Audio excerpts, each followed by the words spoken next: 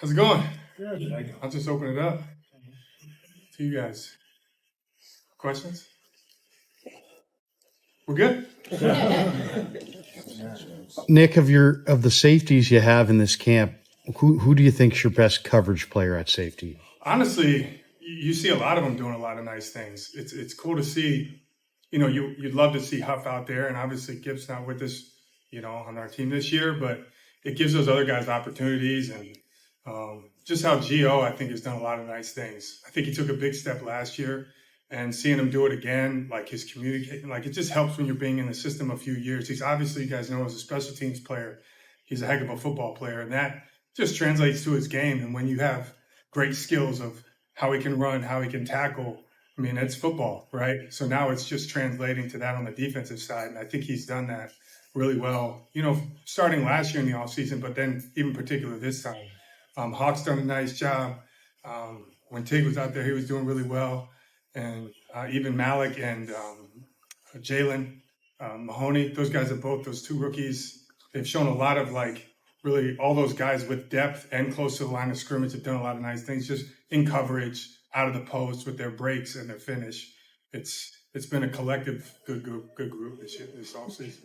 You've been around Mooney for a couple of years now. I'm curious as to what your thoughts are on his development, how much better he's gotten, and the fact that he played with his core injury the second half of last year. It didn't seem to really slow him down that much. What did you think of his year last year? What can he do going forward? I think it was great. He had great numbers. He had production, but we always knew he was really tough. I think it gets overlooked that he's a tough player as far as how he tackles. He's a really good tackler, which is essential in our defense. We ask a lot of our corners. Everyone's got to be able to tackle, run and hit, be physical, be violent. He does that. And it was just good to see how he got some recognition this year and how he got a little bit more production on his PBUs and his interceptions. And I think he just keeps taking those steps as he matures and becomes that leader. He's just internally motivated, and the group that he's around, I think all those guys motivate each other, and can't wait to get him back. He was saying he should have had 10. Of course, all those guys say that, right? If you drop any, or if you're close at all, that should count, which is the right mindset. I love that. Seems like when you ran the ball meetings last year, you watched kind of close call turnovers as well. Takeaways. Yeah, I used to call it like house rules, and that would be for the offense too. Growing up in my house, my pops always said if it touches your hands, you got to catch it. You throw a ball and we'd complain because it bounced off. Yeah. Hey, come on, pops, did it touch your hands? You got to catch it. So that we have the same mentality just for our whole team. Hey, did it touch your hands? You say the same thing. So if there are ones that close, really it starts with, okay, how could they have gotten themselves in a better position, whether it was at the line of scrimmage, or if they're from depth, could they have, melted on the quarterback better, or if they're in the post, could I have maybe been off the quarterback better in my break? Could I got on course better? And if you're a corner in man-to-man, or a linebacker or a safety in man-to-man, maybe I could have been better at the line of scrimmage, and hey, shoot, you would have been a half step closer. That PBU could have been a pick. So I think a lot of it goes into that. But for sure, that's why I think a lot of those guys feel like, dang, I should have had that, because they may have.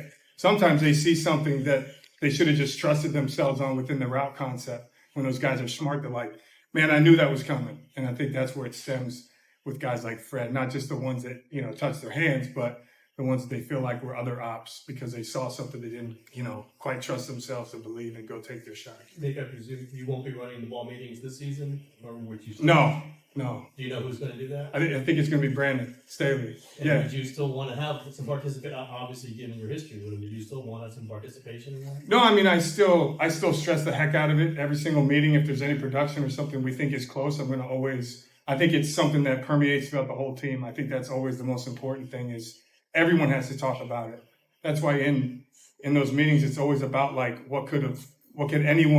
how could everybody contribute to this ball, which is really everything, which is, you got to have it to score points, right? Unless you get a safety, but pretty much it's all about that. So it's just being connected to that and making sure that everybody's connected to it. Given your special teams background, do you have any thoughts on the new kickoff rule, and are you kind of consulted at all in how this No, I think I've worked with Schneid's before. I think he's awesome, and all those guys he works with, August and Harp, and they put a lot. I know they put a lot of time into it. I haven't, but I see it, and you kind of read articles about how everyone's talking. I think there's going to be a lot of what they've said that they're going to kind of learn on the fly. I think they have good plans. I think we have hearing Schneid's talk about it here and there. I think he's got a great plan, and I think it's being fundamentally sound. And then, like anything, it's a copycat league. I think that once you start to see something, it'll probably keep showing up. And Schneid's is one of the best in the league, and he'll be all over it. You were known for your speed. I mean, would a guy like you nowadays be as valuable on kick returns? I don't know. I don't know. Maybe not. I don't know. It's early, but with Renardo Green, how have you seen him kind of fitting in a little bit with the veterans and how he's picking everything up? I've been really happy with Renardo. The cool thing is he's moving. He's been doing both nickel and corner, and it's not a lot of time, right? It's a certain amount of practices and hasn't fully been a nickel. So he's really embraced the challenge of it. That's the best part. Like, it's never perfect because now all of a sudden we're teaching you all these different coverages, but there's also run fits too. And then that changes. And guess what? You can't fully trigger and, feel the physicality of the line because there's rules and those guys aren't playing the same. But just with him, it's just the mentality and the competitiveness that I love. We knew the movement skill was there, and you see it in man-to-man stuff, and he gets those too. But just he's embraced any challenge anything that's hard, I think he's embraced, and he's kind of attacked it and willingly been like, no, man, I want more of that. And that's really been awesome. Isaac Yannem was a free agent that didn't get a lot of hype when he was brought in, but you guys have been running them with the ones effectively a bunch. What did you expect when you guys signed him, and what has he done so far since then? I think with Ike, he came into the league and he kind of bounced around for a while, but everything we had heard about him and you see is what he's been when he got here. He's kind of self-made, he works. He's very serious. I think when he came to sign, he actually went and got a workout after he signed. I've never seen that. But that's him. And I think that's what's kind of shown up with who he is. And he's very meticulous and the stuff, stuff that showed up later in the year with him and how he competed against a lot of really good receivers. I think it's been awesome that we're seeing that now too. He's very technical. He's very strong. And I think he's a guy that's also, we talk about Mooney being strong and a tackler. He's got that in his history as well. He's a tough guy. He's physical. He plays with his hands. He's violent. He communicates. He sees things before they happen. And that stuff has shown up. I know there's no pads, but what are you seeing from the two new defensive ends, Leonard Floyd and Turgos Matos? A lot of explosiveness. You're right. It's hard to evaluate D-line, but you still watch all the individual and stuff like that. They know how to practice too. So it's you want to show the explosiveness, and every now and then when you get a chance to win, let's win, but stay away from the quarterback. And obviously Leonard's got a ton of experience at doing that for so long. The other thing too about them that I see is they're studs, stud guys. They just go. They don't, Leonard acts he's just barely trying to make the team. He just goes every single day. He doesn't get tired. That part's been awesome. Him and Etor and, Jordan was going the same way. And that part's, like I said, I feel like all the guys that we brought in are 49er guys. All the rookies, whether they're drafted or undrafted, all the free agents. And that's, to me, why this offseason's been so fun.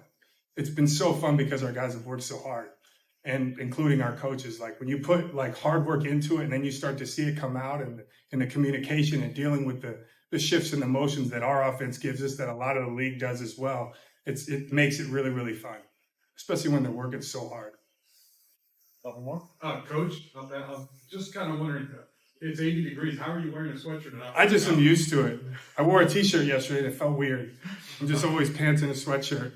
Now that you've had a couple of OTAs and now mini camps, are you feeling more comfortable in your new role? Yeah, like I said, I truly am having fun, because even for the work does pay off, and I'm putting you put the time in and it makes sense, and you have guys you're surrounded with that you're coaching and that you're coaching with, and it truly has been fun. It really has. And today was a blast. We got to have some move the ball stuff. So we got to, it wasn't scripted. And I think the cool part too of being in this role, when you're scripting for practice, I'm more connected with Kubiak and Kyle and even Lombardi, Mick, that we can, you just get to talk to guys more. So as you're scripting and looking for certain looks that are going to be hard for you or good for you or scripted for certain players, you also learn more football. So it's just been fun being more connected with the offensive guys through this whole process too. Nick Luter's looked really good. What do you see from him in this second year? Again, right, when you see him, stout, built a lot like Mooney, he's big, he's got length, and he's learning to use that. I think with him, it stunk because we were excited for him really quick last year when he got here, and then got injured pretty quickly.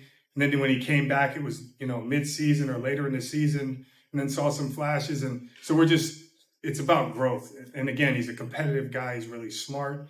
He's a guy that really, really, really cares. So seeing him progress and utilize his size and his length and then his brain and how he sees things, he's progressed the right way, and just can't wait to see him when he comes back after these 40 days. You mentioned Renardo accepting challenges. I saw in team rep, he in the slot ended up on Pearsall. Yeah. And I don't know if you did that purposely, obviously, but you can't do that. But do you relish something like that to see the top two picks kind of going at each other? Absolutely. Yeah. I mean, I wish we could have like one-on-ones in this, but CBA you can't. So you look for those opportunities to, try and get guys in, all right, let's give him a man rep here, or let's give him this run fit versus this coverage in this zone or that. All right, this guy struggled. So, you kind of look for opportunities to get guys matched up if you can. Good. All right. Thanks, good guys. Thank you. Thanks, guys. Appreciate it.